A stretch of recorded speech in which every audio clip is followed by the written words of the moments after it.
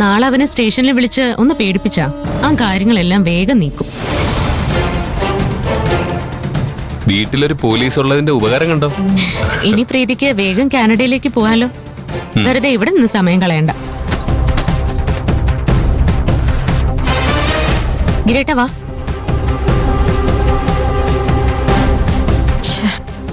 ആകെ പ്രശ്നമല്ലോ. എന്തെങ്കിലും ഒരു വഴി കണ്ടുപിടിച്ചേ പറ്റൂ.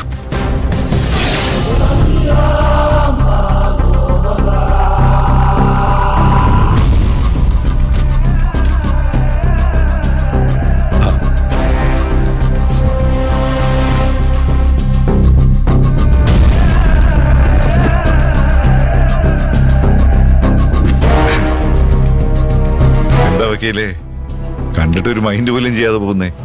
നമ്മൾ തമ്മിൽ സുഹൃത്തുക്കളായിരിക്കില്ല, പക്ഷെ ഒന്നുമില്ലെങ്കിലും ഒരു പ്രതിപക്ഷ ബഹുമാനെങ്കിലും കാണിച്ചൂടെ? തന്നെയും കുടുംബത്തെയും ഒരു തരത്തിലും ബഹുമാനിക്കരുതെന്ന് എൻ്റെ തീരുമാനം. നമ്മൾ ഒരാളെ ബഹുമാനിക്കുമ്പോഴേ അത് അയാൾ അർഹിക്കുന്നുണ്ടോന്നും കൂടി ചിന്തിക്കണം. താനേ ഒരാളുടെയും ബഹുമാനത്തിന് അർഹനല്ല.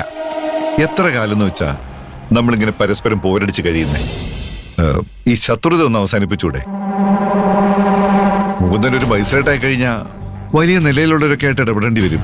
അപ്പൊ ആ കൂട്ടത്തില് പരിചയമുള്ളൊരു മുഖം ഉണ്ടാവുന്നത് നല്ലതല്ലേ? കഴിഞ്ഞതെല്ലാം മറന്ന് നമുക്കൊരു പുതിയ ആരംഭമായിക്കൂടെ? ഞാൻ സൗഹൃദത്തിന്റെ ഭാഷ സംസാരിക്കുന്നത് കേട്ട് മുകുന്ദൻ ഞെട്ടിക്കാണ്. ഗിരി കൂടെ ഉണ്ടായിരുന്നപ്പോഴാ എല്ലാ പ്രശ്നങ്ങളും ഞാൻ അടിപിടി കൊണ്ട് തീർക്കാറുണ്ടായിരുന്നേ. പക്ഷെ അവൻ പോയതിനു ശേഷം എല്ലാം രമ്യമായിട്ട് സംസാരിച്ച് തീർക്കുക ഇപ്പൊ എന്റെ പതിവ്. അപ്പോ ഗിരി നിങ്ങളുടെ കൂടെ ഉണ്ടായിരുന്നാണോ നിങ്ങളുടെ പ്രശ്നം? അങ്ങനെയല്ല, പക്ഷെ അതൊരു പ്രധാനപ്പെട്ട കാരണമായിരുന്നു. കൊള്ളാം. ഇത്രയും കാലം തൻ്റെ എല്ലാ കൊള്ളരുതായ്മയ്ക്കും കൊട പിടിച്ചവനെ അങ്ങനെ തന്നെ വേണം. അല്ല, എന്തെങ്കിലും ആവശ്യമില്ലാതെ താൻ ആരോട് സംസാരിക്കാൻ പോകില്ലെന്ന് എനിക്കറിയാം. വെറുതെ സമയം കളയാതെ ആവശ്യം എന്താണെന്ന് വെച്ചാൽ പറ. സ്വപ്ന മഹിമയുള്ള അതേ ജയിലാണ് താമസിക്കുന്നതെന്നറിയില്ലേ? മഹിമ അവിടെ സ്വപ്നയെ വല്ലാതെ ദ്രോഹിക്കുന്നുണ്ട്. മഹിമയോട് അതൊന്ന് നിർത്താൻ പറഞ്ഞാൽ മാത്രം മതി. ഓഹോ, അപ്പൊ അതാണ് കാര്യം. ഇത് ചെയ്താൽ നല്ലൊരു തുക തന്റെ അക്കൗണ്ടിലേക്ക് ഞാൻ ഇട്ടുതരാം. ആദ്യമായിട്ടാ അല്ലാതിരിക്കാനുള്ള കൊട്ടേഷൻ ഞാൻ കാണുന്നത്.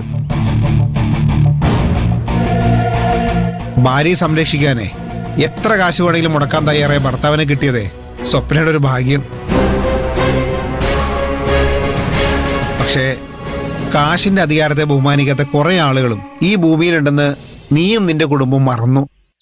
അവരെ മുന്നിൽ ചെന്ന് പെട്ടാലേ നിങ്ങളൊക്കെ ഇതുപോലെ മുട്ടിടിച്ച് നിൽക്കും. നീ കൂടുതൽ ഉപദേശിക്കൊന്നും വേണ്ട. നിന്നെ കൊണ്ട് പറ്റൂല്ലോ അത് പറഞ്ഞാ മതി. എന്നോടെ സ്വപ്ന ചെയ്ത തെറ്റുകളൊക്കെ ഞാൻ മറക്കാം. പക്ഷേ മഹിമയെ സ്വപ്ന ഒരുപാട് ദ്രോഹിച്ചിട്ടുണ്ട്. മഞ്ജു മഹിമയും തമ്മിലുള്ള തെറ്റിദ്ധാരണകൾക്ക് കാരണക്കാരി അവളാ.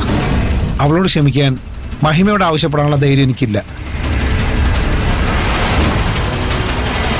മാത്രമല്ല, സ്വപ്നയ്ക്ക് നല്ല തല്ലിൻ്റെ കുറവുണ്ടെന്ന് വിശ്വസിക്കുന്ന ആളാണ് ഞാൻ. സ്വപ്നയ്ക്കുള്ള കുറവ് മഹിമ നിർത്തിക്കോളൂ. വേണ്ട, നോക്ക് സഞ്ജു, ഇപ്പം നിന്റെ കൂടെ ഗുണ്ടകളൊന്നുമില്ല.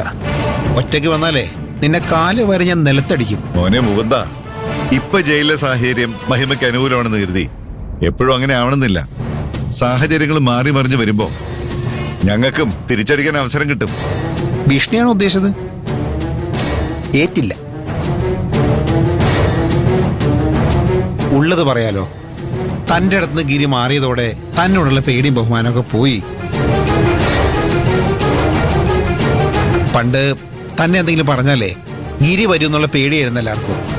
നിങ്ങൾ തമ്മിൽ പിരിഞ്ഞതിന് ശേഷം അങ്ങനെ ചിന്തിക്കേണ്ട കാര്യമൊന്നുമില്ലല്ലോ.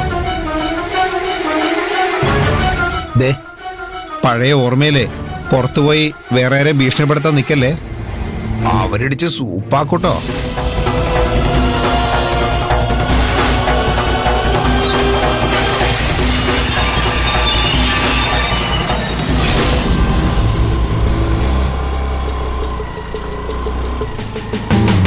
മാഡം,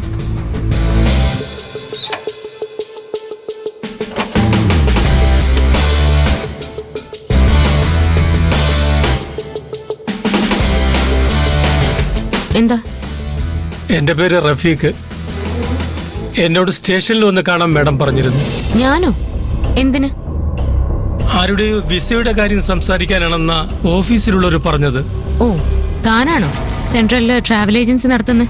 അതെ, ഓഫീസിലെത്തിയപ്പോഴാ മാഡം വിളിച്ച കാര്യം അവിടത്തെ ചെക്കൻ പറഞ്ഞത്. തന്നോട് സ്റ്റേഷനിലേക്ക് വരാനല്ലേ പറഞ്ഞത്? ഞാൻ പോലീസ് സ്റ്റേഷനിൽ കയറി എന്നൊക്കെ നാട്ടുകാരറിഞ്ഞാൽ ആകെ പ്രശ്നമാകും മാഡം.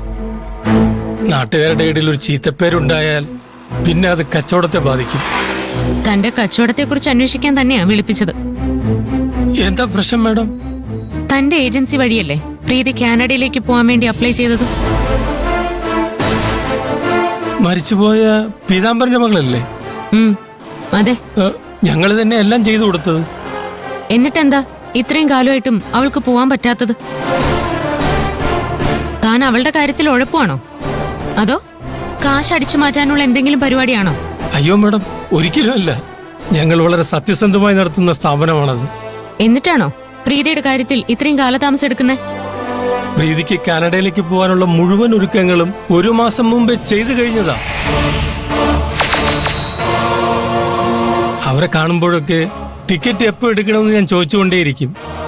അവരാണ് ഓരോ കാരണം പറഞ്ഞ് പോക്ക് മാറ്റിക്കൊണ്ടേയിരിക്കുന്നത്. അവൾ അങ്ങനെയല്ലല്ലോ പറഞ്ഞത്. ഒരു മിനിറ്റ് മാഡം.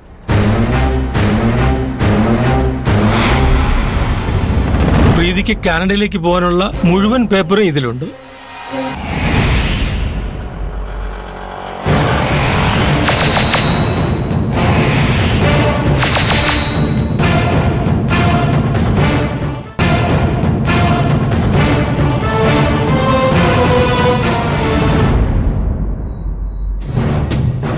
ഞാനിത് മാഡത്തിന് അയച്ചു തരാം.